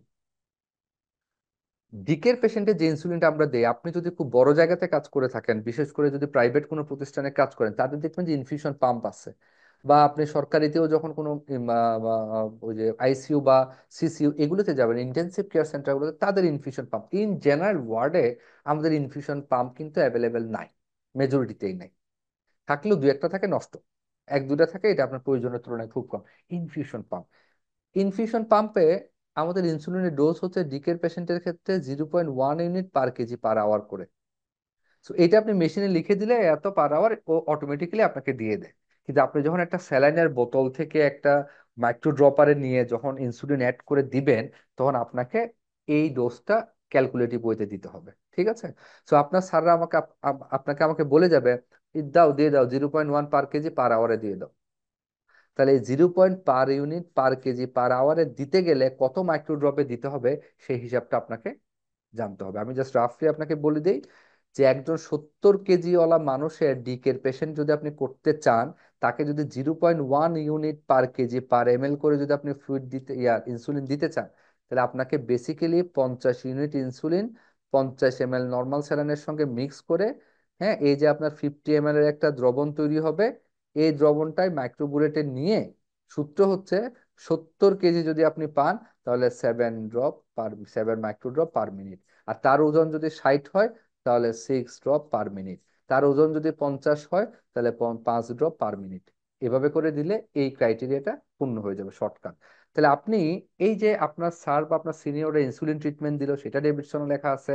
ফ্লুইড কেন রানিং দিল, কখন রানিং দিল, কখন আবার 1 লিটার 1 ঘন্টায়, 2 ঘন্টায়, 4 ঘন্টায় দিল, কেন আবার বললো যে একটু পরে সে 10% গ্লুকোজের একটা স্যালাইন অ্যাড করে দাও, কখন আপনি করবেন, কখন আপনি পটাশিয়াম অ্যাড করবেন, সবকিছুই কিন্তু আমাদের ডেসক্রিপশনে আছে।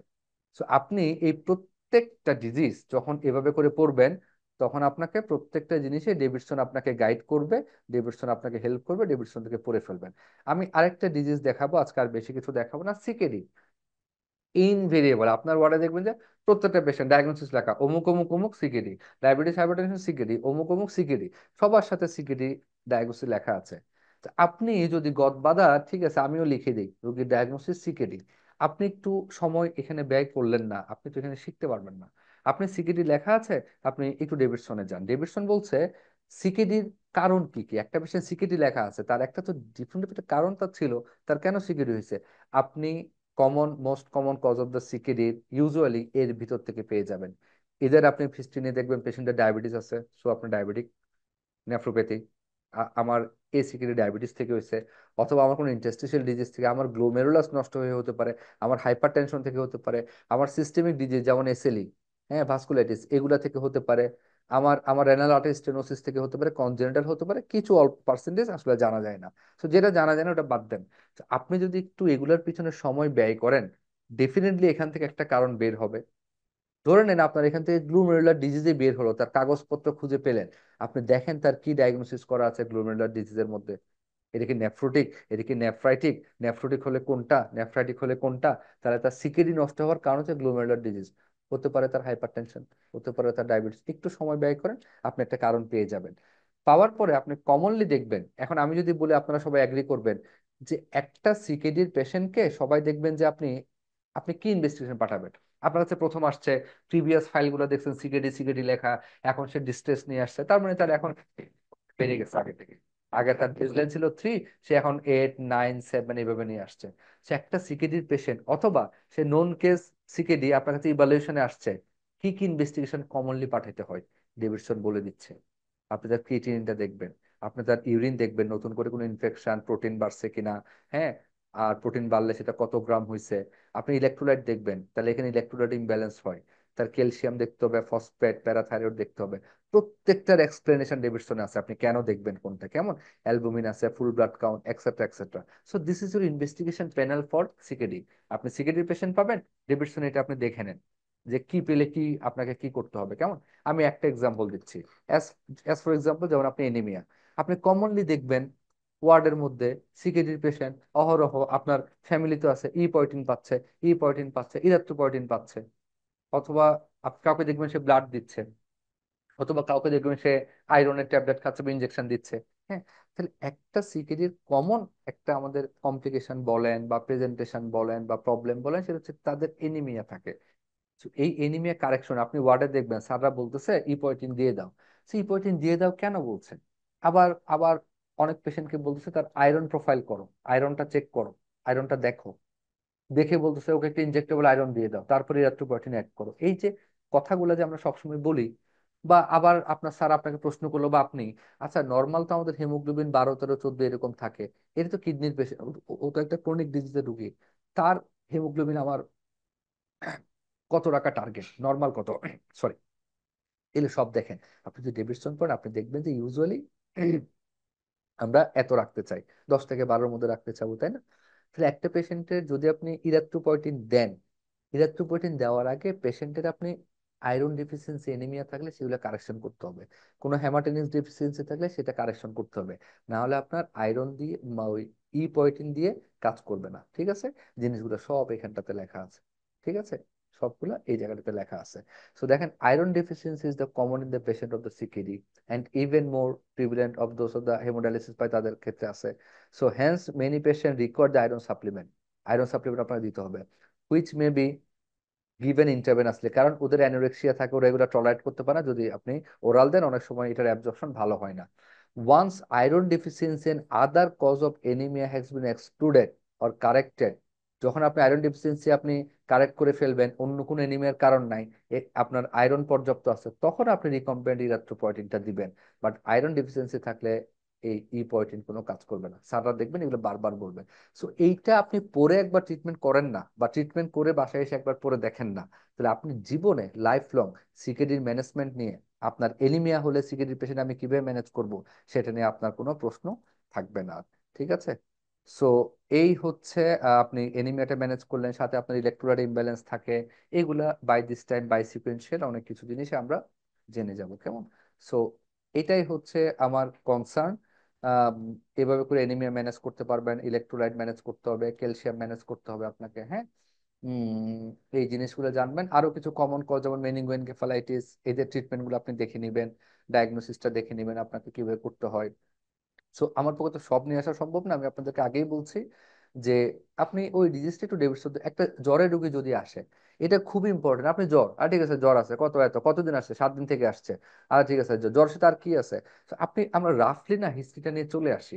আপনি এটা পড়ে দেখেন একবার, একটা জ্বরের রোগী ডিল করার আগে, আজকে জ্বরের রোগী ডিল করছেন তো বাসায় এসে পড়েন, পরে দেখেন যে আপনার কি কি কথা মিস হয়েছে, তার সাথে কি গল্প করা মিস হয়েছে, আপনি এই গল্পগুলো পরের দিন গিয়ে করেন তার সাথে আবার। হ্যাঁ, যেমন হচ্ছে আপনি দেখেন তার ডকুমেন্টেশন, তার হাইয়েস্ট রেকর্ডেড কত, আপনি কত পাচ্ছেন, তার কি রাইগর হয় কিনা, আপনি দেখে হিস্ট্রি নেন। আপনার কি রাতের বেলা সোয়েটিং হয়, আপনি প্রথম দিন হিস্ট্রি নিতে ভুলে গেলে দ্বিতীয় দিন গিয়ে আবার নেন, এই রুগীটা শেষ পর্যন্ত ফলো আপ করেন আপনি। আপনার কি খুব বেশি সোয়েটিং হয় ঘামে, তার কারণগুলো লেখা আছে। আপনার এই জ্বরটা কি নতুন নাকি বারবার হচ্ছে, আপনার এটার সাথে আর কি কি আছে, আপনার কি মাথা ব্যথা হয়, আপনি কি কখনো উল্টাপাল্টা আচরণ হয়েছিল, রুগীরা বলবে শরীর ব্যথা করে, আপনার কি কখনো ব্লাড প্রেশার টেশার কমে গেছিল, আপনার অ্যাটেন্ডেন্স বলে দিবে। এগুলো সব আপনি সুন্দর করে হিস্ট্রি নিলেন। তারপরে দেখেন হচ্ছে তার আগের কাগজপত্র আপনি রিভিউ করেন, প্রিভিয়াস তার কোনো ডায়াগনোসিস আছে কিনা আপনি রিভিউ করেন, তার কি কি ওষুধ খায় সেগুলো হিস্ট্রি নেন। হ্যাঁ, তার কোনো অ্যালার্জির জন্য আছে কিনা, ফ্যামিলিতে এরকম কিছু আছে কিনা, বাড়িতে থাকে কারো টিবি আছে কিনা, এইচআইভি আছে কিনা, কন্ট্যাক্ট আছে কিনা, সে আপনার রাঙামাটি বেড়াতে গেছিল কিনা, সে কি কাজ করে, সে কি ধান খেতে কাজ করে, ময়লা পানিতে কাজ করে, সুয়েরেজে কাজ করে, তাহলে জ্বরের একটা কারণ লেপ্টোস্পাইরোসিস হতে পারে, তার অকুপেশন হিস্ট্রিটা খুব ইম্পর্টেন্ট। হ্যাঁ, সে হিল ট্রেক্স আর্মিতে চাকরি করে কিনা, তাহলে তারপর আপনার এগুলো ম্যালেরিয়া টেডে নিতে হবে। সে কি, আপনার দেখেন যেমন এনিমেল এক্সপোজারের সাথে আমাদের জ্বরের অনেক কিছু আছে, সে ডায়েটারি হিস্ট্রি আপনি নেবেন, আন্ডার কুক কাঁচা মাংস টাংস খায় কিনা, সালাদ টালাদ খায় কিনা, বাহিরে হোটেলে টোটেলে পানি টানি গুলো খায় কিনা, তাহলে অ্যান্টিডিক ফিভার গুলো চলে আসবে, ব্রোসেলোসিস চলে আসবে। সো এই প্রত্যেকটা জিনিস আপনি পড়ে আপনি রোগীর হিস্ট্রি নেন। আপনি একটা ফিভারের রোগীর ডায়াগনোসিস করা আপনার লাইফ লং এর জন্য শিক্ষা হয়ে যাবে।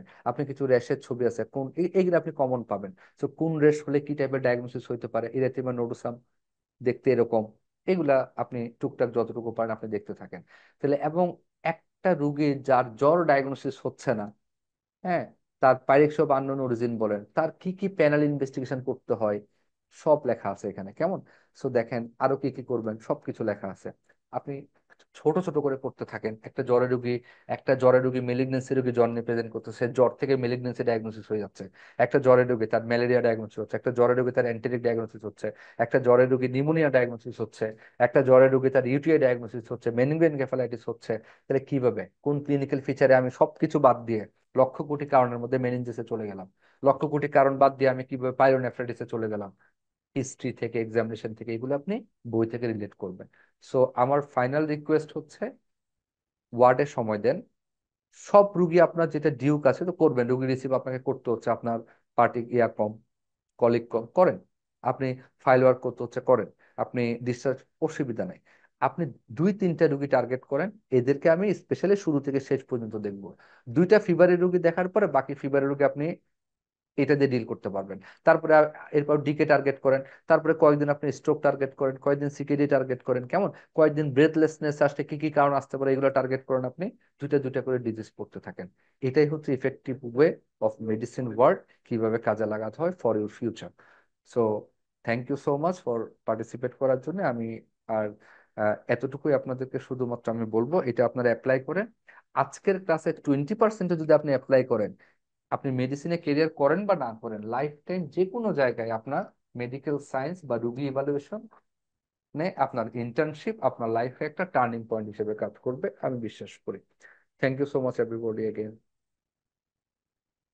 ইরশাদ কি আছেন,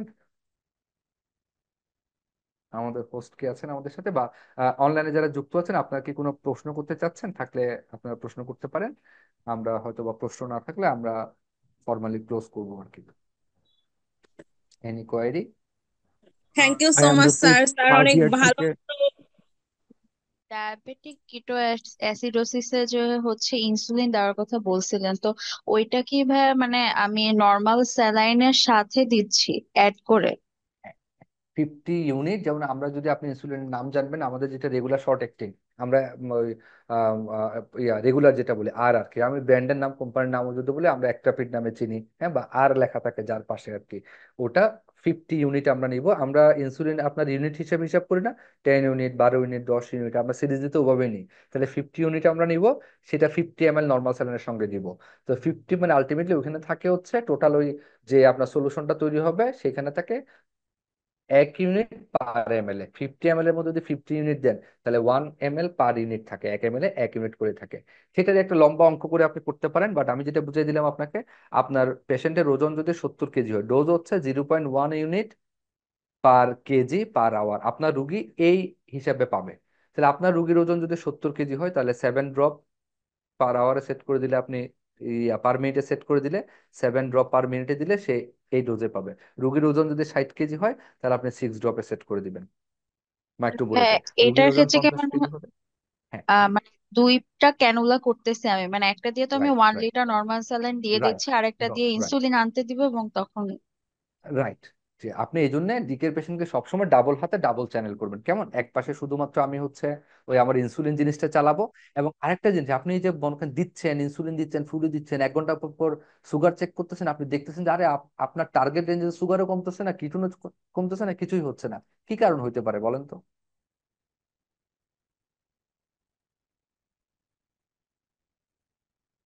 রেনাল ইম্পেয়ারমেন্টের জন্য। এগুলো তো ডিজিজ, নন ডিজিজ, আপনার আমার ফল্ট বলেন একটা, আপনার আমার ফল্ট মানে এজ এ ম্যানেজিং পার্সন, আপনাকে দেখতে হবে আপনার ড্রপটা যাচ্ছে কিনা, আপনার এই পাম্প দিয়ে যাচ্ছে কিনা, জিনিসটা ব্লক কিনা, সরে গেল কিনা, এগুলো খুব ইম্পর্টেন্ট। রাতের বেলা দিয়ে চলে আসছেন, আসতে পারে না, রাতে 2টা 3টায় পেশেন্ট, পেশেন্ট উঠতেছে, অ্যাটেন্ডেন্স ঘুমাচ্ছে, খুব ইম্পর্টেন্ট।